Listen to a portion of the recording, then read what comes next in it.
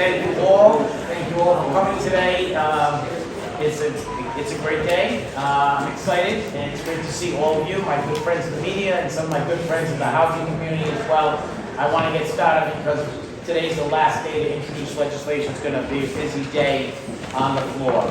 I want to, before I get into my press conference and the points I want to make, I want to acknowledge and thank several people who've been instrumental. I want to start with Chairwoman June Speakman, who you'll hear from earlier today.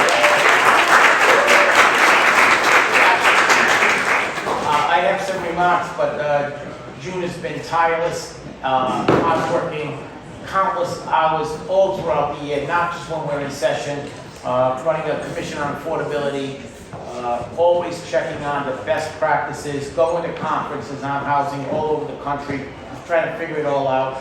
And she's been a champion beyond champions. June, thank you for what you've done. I want to recognize my good friend, the Mayor of East Providence, Bob DeSilva, who will also speak. He's the new head of the League of Cities and Towns this year as the chairman of it. And Mayor, thank you for the work that you've done. Obviously, the members who serve on the Housing Commission, Affordability, all the commissions, they do so in a volunteer capacity. Tom Della, chairman of the Land Use Committee, he'll speak also. Our new Housing Secretary, Deborah Goddard, thank you for being here today. Thank you for your continued support. John Marcantonio from the Rhode Island Builders Association.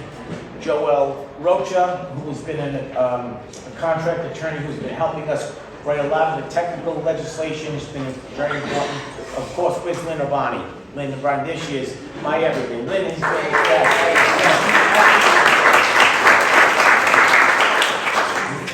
And I'd also like to thank someone that most of you probably don't even know, but I certainly know very well. He works extremely hard. He makes it all happen. Today is a especially difficult week for him and his people at Ledge Council. I'd like to thank Paul Zarella.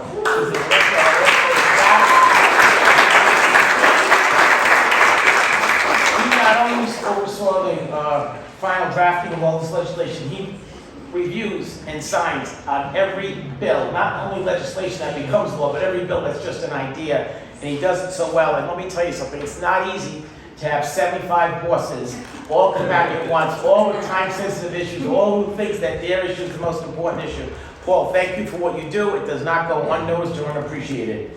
And finally, thank all of you for coming today. This is the 5th consecutive year that I've announced the package on housing legislation. I want to thank all the media who keep continuing to cover this, who bring stories and highlights of Rhode Islanders who are struggling to find and keep their homes. I'd like to thank all the advocates and commission members who've worked side by side with me to make housing more accessible for all Rhode Islanders. Since I became Speaker in 2021, the General Assembly has passed almost 50 new housing laws. We've made historic investments, hundreds of millions of dollars, and we've made incredible progress. And yet, here we are. The reality is, the average family in Rhode Island still cannot afford to buy a home in Rhode Island. In the last 5 years, the price of a home in Rhode Island has nearly doubled. There's not a single municipality in Rhode Island where a family with a household income under $100,000 can afford to buy a home. According to the Rhode Island Department of Labor and Training, the state's median household income is $74,000. Working families are priced out of the housing market, and not just for home ownership, but also for renting, because rents are skyrocketing too. Increases in rent directly correlate to an increase in homelessness. According to testimony from one of our commissions, the Landlord and Tenant Commission, which cited data from a government accountability report requested by HUD, a $100 increase in the median cost of rent is associated with a 9% increase in total homelessness and almost a 30% increase in unsheltered homelessness between communities. Dr. Molly Richard, a PhD from Boston University's Center for Innovation in Social Science and Innovation on Cities, has also stated that in the last 5 years, homelessness in Rhode Island has doubled. Homelessness and our housing crisis are very much intertwined. When there is more demand than a market can accommodate, the price on the lower end of the economic spectrum, the people who are at that level, are priced out of the market. I'm thrilled that Echo Village, a community of 45 shelters for individuals experiencing chronic homelessness, has finally opened. It was the first project of its kind in the state, and to get over the finish line, there were a lot of unexpected hurdles. For example, our building codes were not equipped to accommodate a development like Echo Village. There wasn't a category that fit emergency temporary shelter units. We learned from this. And I want to thank all the advocates who worked tirelessly and relentlessly, who were committed to getting it done. So that we can avoid some of the delays that we had at Echo Village, I introduced legislation to enable municipalities to make an emergency declaration under certain circumstances to allow construction of use of supportive and versatile emergency units, or SAVE units, on a temporary basis. This will be left better to each individual municipality to make that declaration. That legislation is not part of this housing package that I'm unveiling today. And to be clear, there will be other housing bills introduced later during the session. I will expect to introduce more housing legislation again next year. Some of the legislation that we're announcing today amends laws we've introduced in previous years. And honestly, I believe that that's how the process should work. We should be responsive to feedback, open to change with input from stakeholders in cities and towns, developers, and advocates. I've said all along that I don't have a monopoly on good ideas, and I'm so grateful to all the people who've stepped forward to help us address our housing issues today.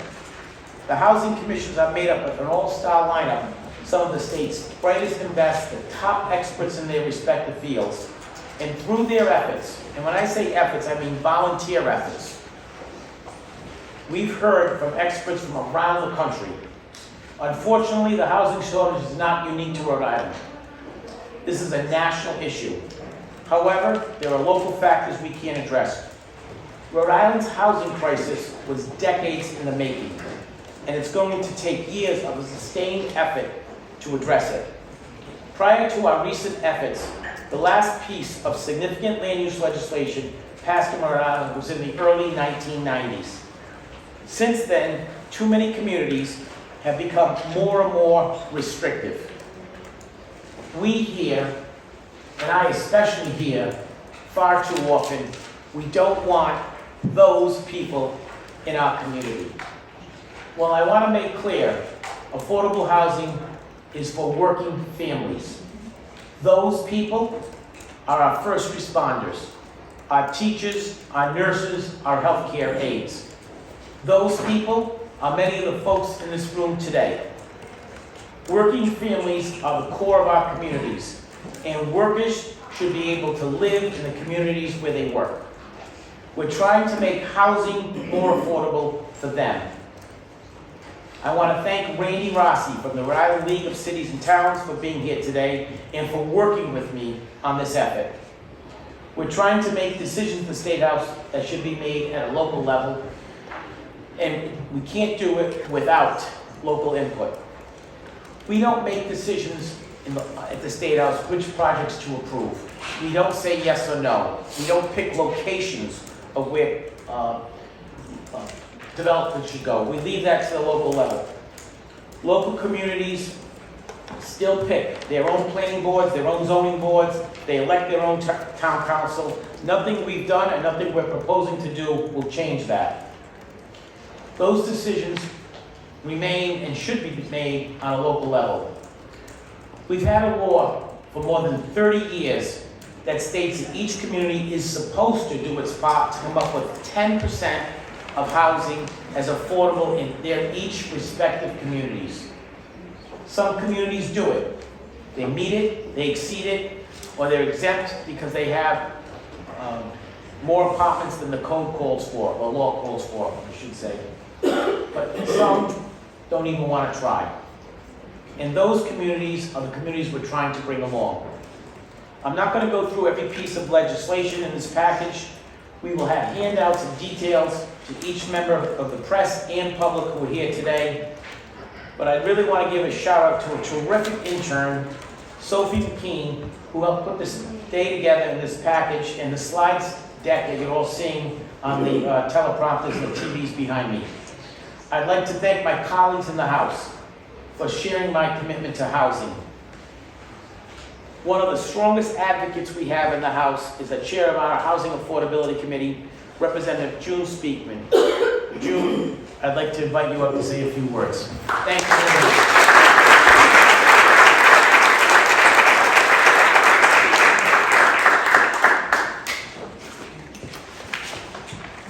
Thank you, Speaker. Thank you all for coming. Look at y'all, all the people, all the housing people. They're in the room. Makes the heart beat fast. All right. So here we are again, fitting more pieces of the puzzle into place. I used that puzzle metaphor a couple of years ago, and people seem to like it, and it seems apt today. Before I push the metaphor just a bit farther, let me say thank you, though, to many of the people that the Speaker already thanked. In particular, the Speaker himself. This could not be done without his leadership. Absolutely not. So thank you, Speaker, as always.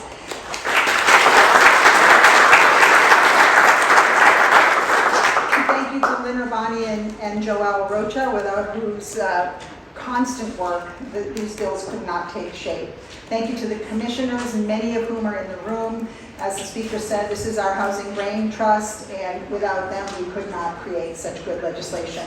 Thank you to the Housing and Municipal Government Committee. I see Chair Casey in the back there. Those are the folks who have to process the legislation and make sure it gets to the floor, and they do very hard and good work on this. Thank you to the advocates, and they are relentless and noisy, and they certainly let you know when you're on the wrong road and try to put you back on what they see as the right road.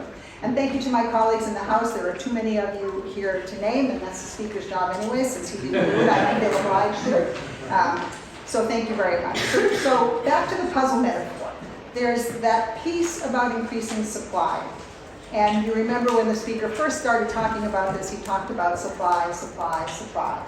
And many of these bills focus on that, either by continuing to streamline the approval process or by encouraging more flexible use of our land and of our existing structures, such as schools that are no longer being used or former mills.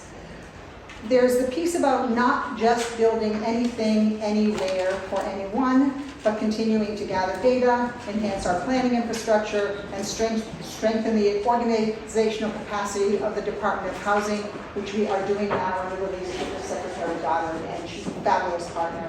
I've enjoyed working with you in your few months, and I look forward to many more productive months and years, hopefully. This puzzle piece includes encouraging 2, 3, and 4 unit structures and mixed-use zoning so that people can live near where they work and shop and receive other services. So that young families can finally buy their starter homes. We hear about that so often, that young families cannot buy starter homes. That includes apartments too. And so that seniors can finally sell that 4-bedroom house that they're not using anymore and move into an affordable, accessible apartment. And there's the puzzle piece that addresses the ongoing crisis of homelessness. The SAVE Act that the Speaker referenced is a giant step there, and increasing supply.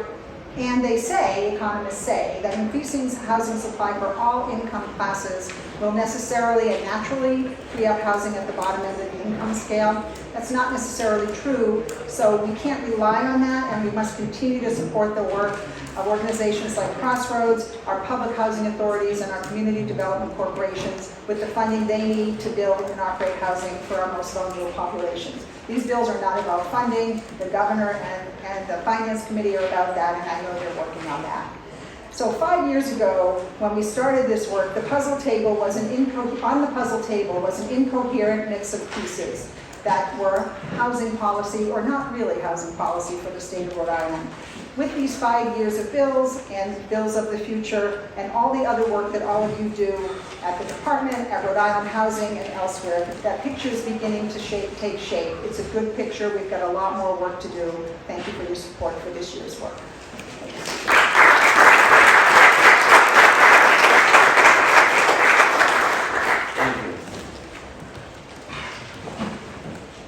Next, we'll hear from Tom Della, who's been a fixture in Rhode Island's planning communities for decades. Tom has served as the municipal planner for multiple communities in our state. Tom has graciously contributed many, many hours of his time and expertise. He chairs our Land Use Commission, and he's also a member of the commission working to build a pipeline of planners. Ladies and gentlemen, Tom Dillon. Good afternoon. I'm sure you're not here to hear me, so I'll be brief. Several years back, the Speaker asked me to serve as chair of the Land Use Commission to start thinking about how we could improve our zoning and development laws so that housing could happen in this state. Little did I realize that 5 years later, we'd still be working on this, trying to figure out how to achieve our goal of more affordable housing in Rhode Island. I think that I've been doing this work for a long time, and in the 70s and 80s, when we were looking at development, it was just happening willy-nilly. It was not really thought about. And developers pretty much had free rein because our laws were so limited in what the local communities could do. But with the adoption of the new enabling legislation in the late 80s and early 90s, controls started coming into place that limited the potential for development. So here we are today, 30 years after the laws, trying to figure out how to, in a sense, grease the wheels so that development can happen. But while a community still maintains its own vision through its comprehensive plan and through its zoning ordinance. We are, as the Speaker said, introducing some more fixes and changes, and we'll continue to do that in the coming years, because this is not a static process. This is fluid, it's changing. We need to understand the changing times. We need to understand the difficulties that we face. And I look forward, Mr. Speaker, for this process continuing. And I really want to thank you for the leadership, because someone needed to step forward to help us do this, and it was you. So thank you.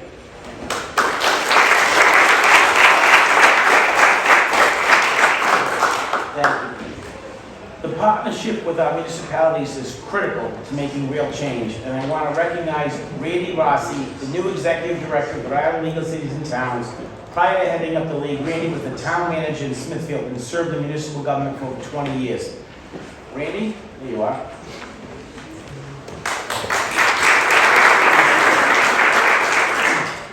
Thank you, Mr. Speaker, and all of his team. You know, this isn't possible without Lynn and Nicole and Joelle. Oops, sorry, the rest of the team as I break things up here. But it's the open door policy that allows the communities to have their voice be heard. There's not a single time that I reach out, they don't take my call, a text, an email. And it's all about taking that feedback and putting it into what's before you today. It also took into account a lot of our priorities from the league. There's the exemption for the 4% cap, which will help incentivize and help fund the needs of the communities to offset the growth in their communities. So there'll be a lot more coming from that from the league. And also too, making sure that the legislation is enabling to allow us the flexibility in our communities to be heard by the residents and implemented in the manner that it needs to be done for each of the unique communities that we have. So I thank the Speaker and the team, and I look forward to working with you through this package. Thank you.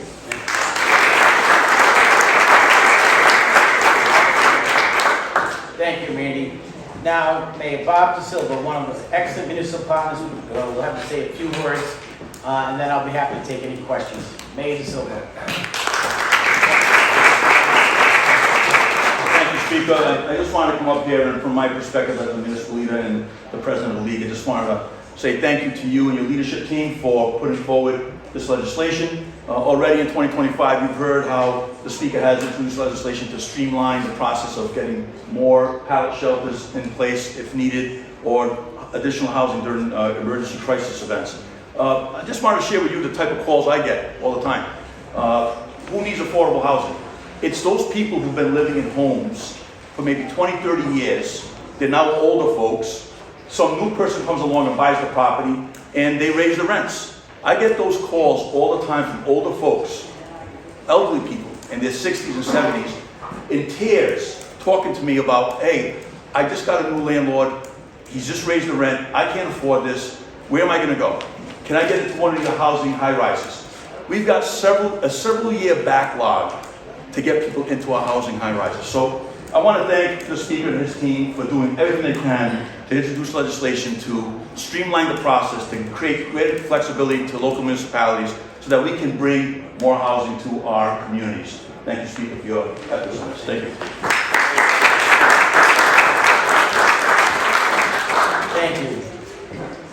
Today, I'm once again asking all of you to be partners in this effort. The best way to address the housing shortage is simply to increase production. And all the legislation that we've introduced has been to do that, and what we plan on passing and have passed, hopefully, is legislation that continues to increase production. I'd be happy to answer any questions from any of my good friends in the media. Patrick, you're always the first. Mr. Speaker, as you mentioned, you've been at this for 4 years, 4 different packages. That's now a fair amount of legislation time having gone by. Have you seen any tangible progress on the road to production? Yes.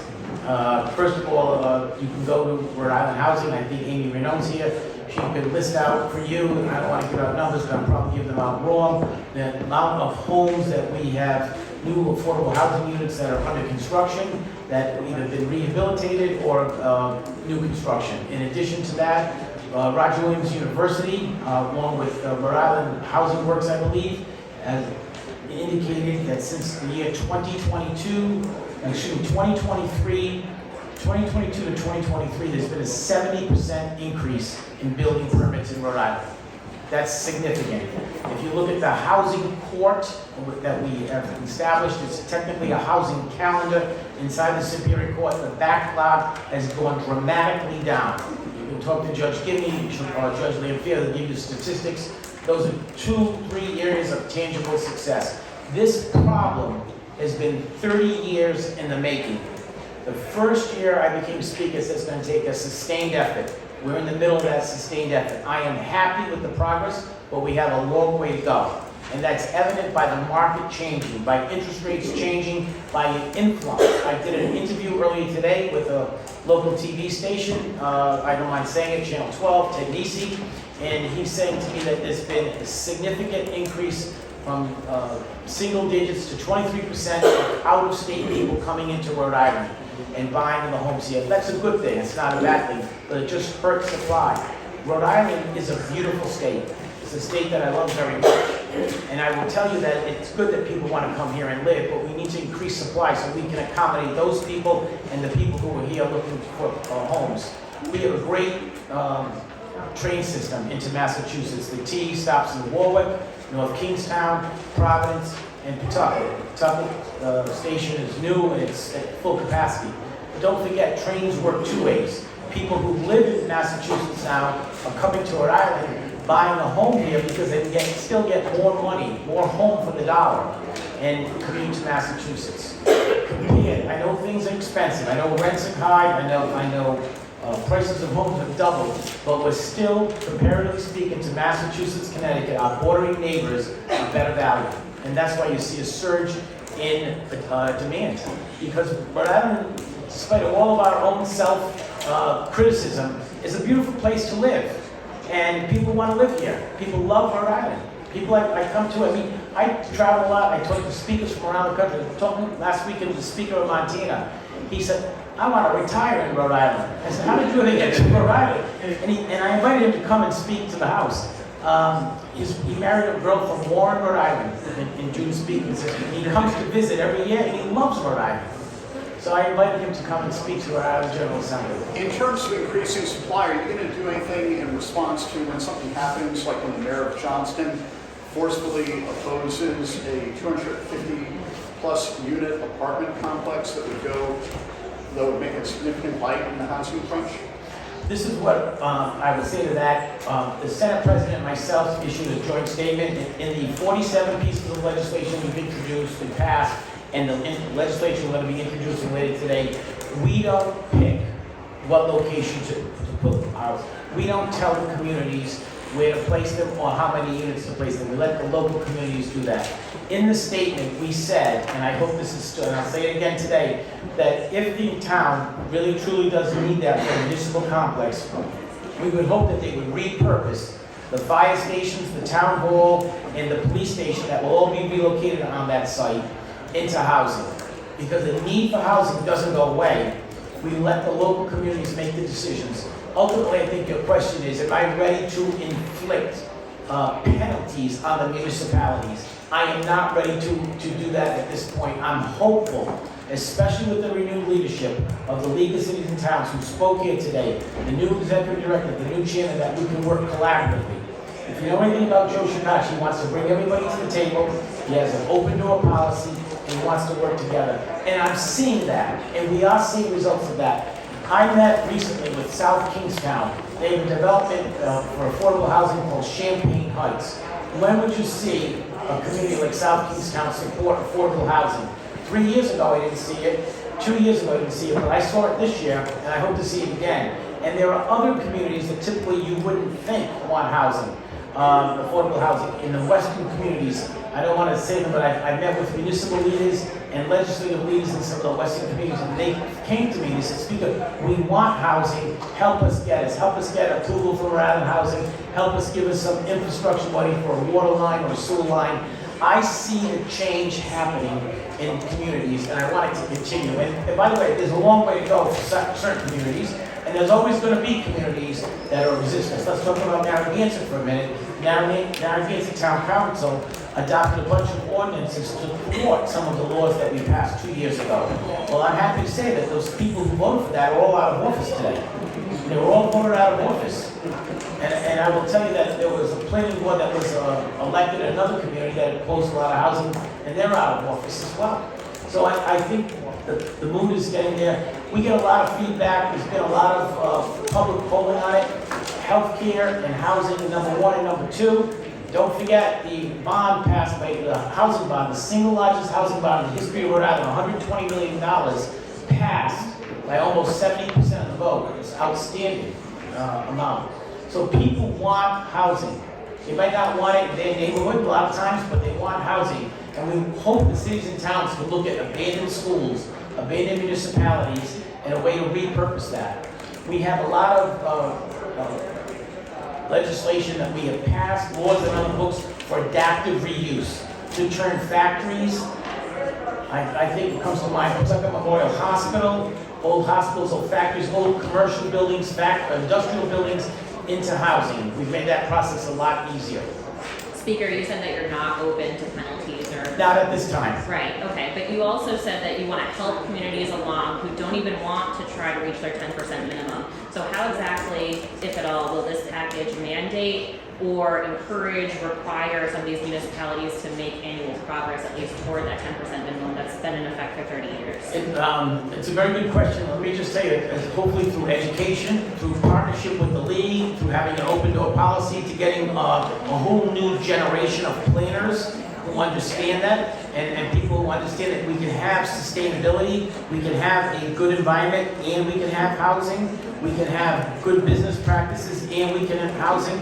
I sense, even with some of the communities that were not supportive in the past, a change in mood and a change in attitude. Would I like to see it faster? Absolutely. Would I like to see more communities join Providence and Warwick and East Providence and Pawtucket and Central Falls, which are leading the way? Sure, I would.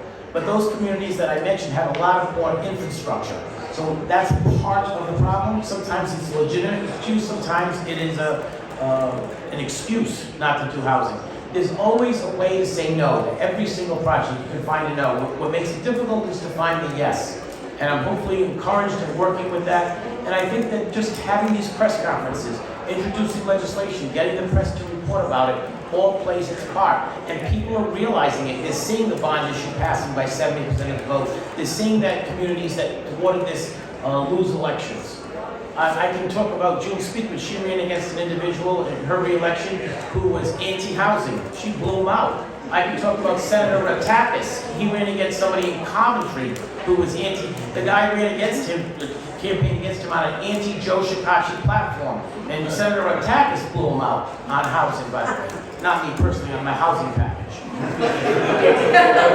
When is education, encouragement by the Speaker and others not enough? When will a mandate or any type of penalty for some of these municipalities actually take place? Can we promise that in 2026, in 2027? Is that? I never promise anything, especially in the future. We just have to elect to take a wait and see attitude and see what happens. But I'm encouraged to see more and more communities support it. There are still a few communities that are holdouts. We're going to try to work with them, try to be good partners with them. and hopefully they will see the light. And if not, then there's things you can do. It doesn't necessarily mean penalties. Maybe it's freezing state aid, maybe it's capping state aid, maybe it's giving incentives to the communities that do have put more housing in. And there's a lot of alternatives, but I'm hopeful that, you know, like I said, collaboration, education, understanding, open dialogue, bears fruit. Just to be clear, I'm sorry, freezing state aid, capping state aid, giving incentives to those who are good players. Yeah, and meeting. That wouldn't not happen in 2025, correct? That That's would happen in the future. That, exactly. Nothing is in this package does that. When you look at this package, is there any area you think will have the largest, most immediate impact on the state's housing crisis? I know you talk a lot about these things taking time, but for a lot of people at home, when they're looking at paying rent and they're looking at their bank accounts, hearing that there may be more housing in a couple of years doesn't do much to reassure them now.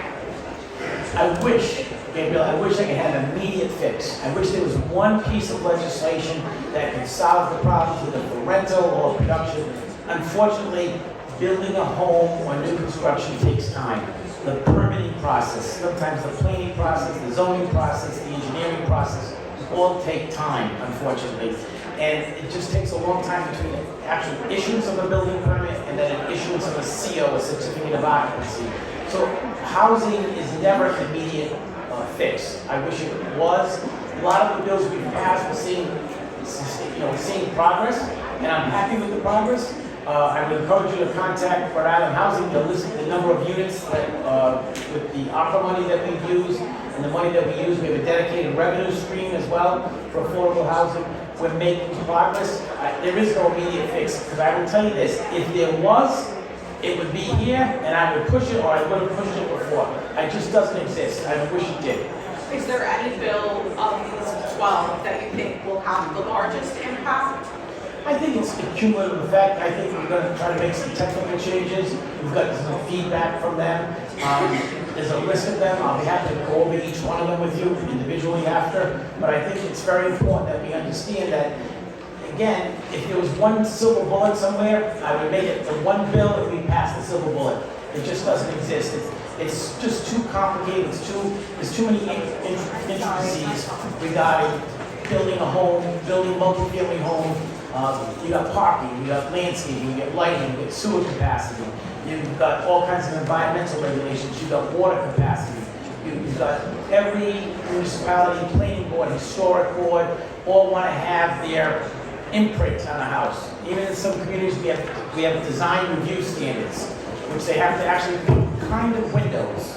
Where in a historic zone, they want to pick kind of windows. And they're not picking the local Anderson window you buy at Home Depot or Lowe's. They're picking a very historic looking window that costs a lot of money. So all of that adds into that. And I'm sensitive to local communities want to preserve their character, but on the same token to those local communities, we have a crisis situation. When have you seen a Speaker of a House on any issue dedicate 4 years of legislative agenda to a single issue? I've been around a long time, I can't remember that ever, but it just goes to show you the magnitude of the problem that we have here. And it's in every city problem. It's not a red town or a blue town. Look, this is an issue that cuts across the country. I was with speakers from around the country, and they met with not Governor President Trump, they met with President Biden. The Governors Association is the #1 issue for all 50 governors. It's housing. It's housing in Mexico, Montana, Massachusetts, Rhode Island. It's a problem everywhere, and we have to address it. One more question? Anybody have a question? If not, I will say thank you very much. I appreciate all your questions.